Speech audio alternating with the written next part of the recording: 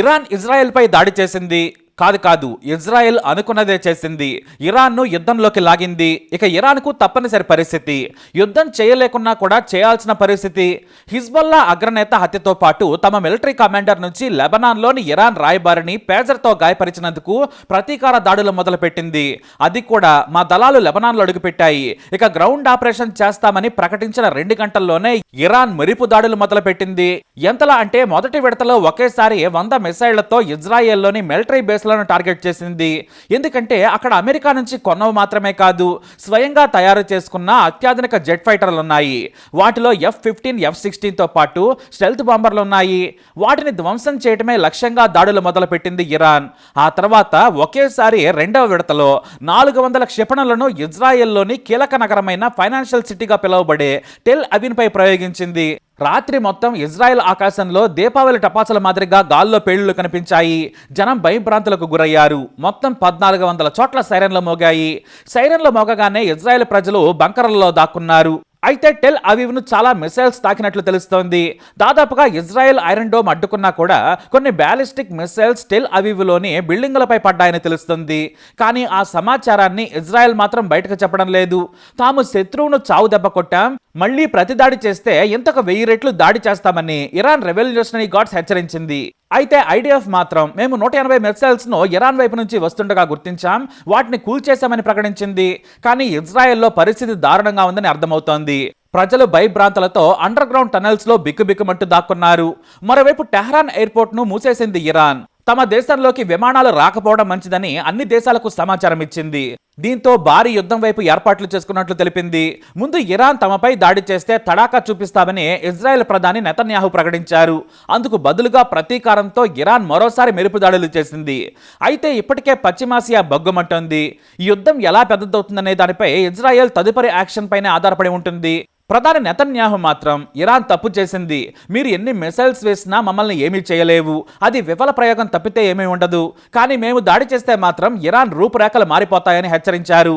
మరోవైపు ఐక్యరాజ్య సమితిలోని ఇజ్రాయెల్ రాయబారి డానీ డెనన్ ప్రపంచానికి చాలా క్లియర్గా చెప్పారు, మా మీద కానీ దాడి చేస్తే ఆ నొప్పి ఎలా ఉంటుందో చూపిస్తాం, ఇరాన్ ఇక సిద్ధంగా ఉండాలని చెప్పారు. మరోవైపు హమాస్ తీవ్రవాద సంస్థ అయితే మాత్రం ఇరాన్ను తెగ పొగిడేస్తుంది.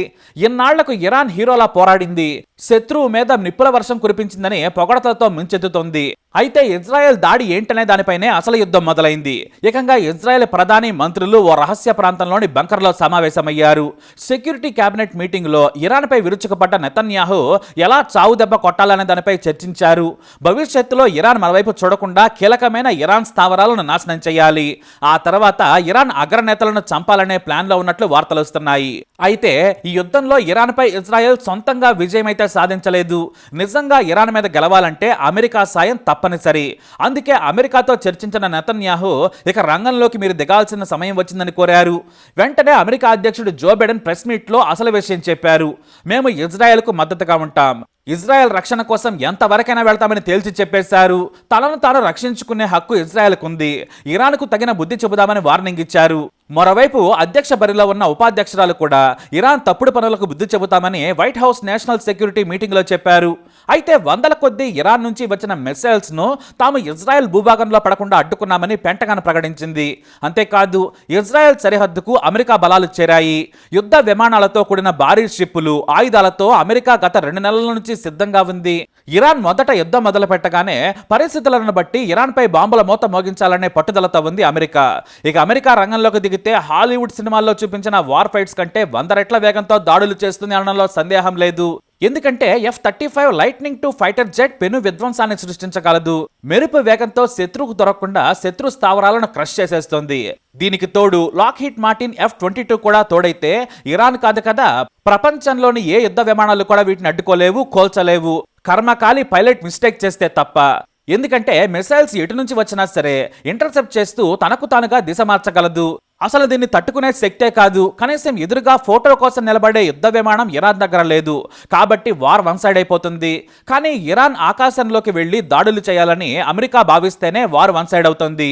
అంతర్జాతీయ ఒత్తిడికి భయపడి కేవలం ఇరాన్ను ఆర్థికంగా సైనికపరంగా దెబ్బ కొట్టాలి అనుకుంటే మాత్రం ఆధునిక మిసైల్స్ ను ఇజ్రాయెల్ సముద్ర తీర ప్రాంతం నుంచే ప్రయోగించగలదు. కానీ అమెరికా ఎంత నీచానికైనా ఒడిగట్టగలదనేది వాస్తవం. ఇంతవరకు రియల్ టైంలో ప్రయోగించని ఎన్నో జెట్ ఫైటర్స్ నుంచి డ్రోన్ బాంబుల వరకు అమెరికా దగ్గర ఉన్నాయి. వాటి పనితీరును పరీక్షించుకునేందుకు కూడా ఈ యుద్ధాన్ని ఉపయోగించుకుంటుందనే వాదనలున్నాయి. దీంతో యుద్ధం తీరు మారిపోతుంది. కానీ ఇజ్రాయెల్ను ఎవరు అడ్డుకుంటారంటే మాత్రం సమాధానం లేదు. ఇరాన్ను క్లోజ్ చేయాలనే పట్టుదల అమెరికాకు ఉంది. కానీ ఎన్నికలకు ముందు బైడెన్ సర్కారు తీవ్రమైన నిర్ణయం తీసుకుంటుందా అనేది కూడా వేచి చూడాలి. అయితే ఇరాన్ దగ్గర పాత ఆయుధ సంపత్తి మాత్రమే ఉంది. అమెరికా ఆంక్షల కారణంగా పాత వాటినే మార్చుకుంటూ ఉంది.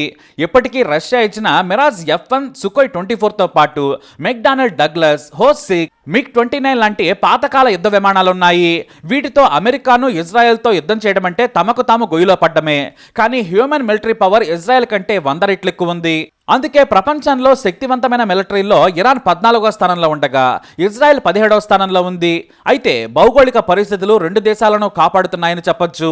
ఎందుకంటే ఇజ్రాయెల్ మిసైల్ను ప్రయోగించినా, ఇరాన్ వందల కొద్ది బ్యాలిస్టిక్ మిసైల్స్తో దాడి చేసినా కూడా దూరం చాలా ఎక్కువ. ఇరాన్ నుంచి దాదాపుగా ఆకాశ మార్గం నుంచి 1250 కిలోమీటర్ల దూరం.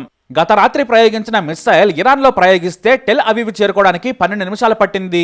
ఈ లోపే ఐరన్ డోమ్ వాటిని గుర్తించి కూల్చేస్తుంది. దారి తప్పిన వాటిని అమెరికా కూల్చేసింది. ఇటు ఇజ్రాయెల్ దగ్గర సాధారణ మిసైల్స్ చాలా తక్కువగానే ఉన్నాయి.